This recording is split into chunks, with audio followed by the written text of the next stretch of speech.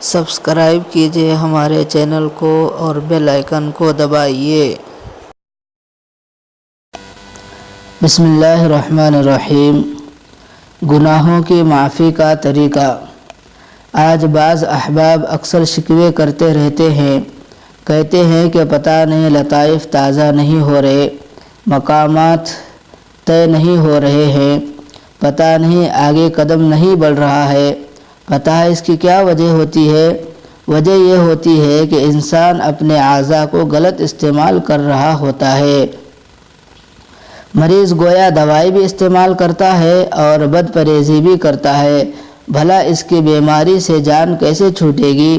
کسی نے کہا، جب دل میں گناہ کی گندگی پڑی ہو تو ہم ہاتھ سے تسبیح پھیرتے بھی رہے تو کیا نتیجہ نکلے گا؟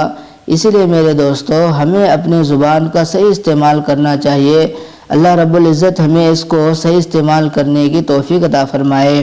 تو خلاصہ کلام یہ ہے کہ اگر ہم جو اپنے اعضاء سے جو بھی اعمال کرتے ہیں تو سب سے پہلے چاہیے کہ ہم اپنے اعضاء کو صحیح استعمال کرنے والے بنیں، اپنی زبان کو صحیح استعمال کرنے والے بنیں، اپنے ہاتھوں کو صحیح استعمال کرنے والے بنیں، اپنے دماغ کو صحیح استعمال کرنے والے بنیں، اپنے کانوں کو صحیح استعمال کرنے والے بنیں، اپنے آنکھوں کو صحیح استعمال کرنے والے بنیں۔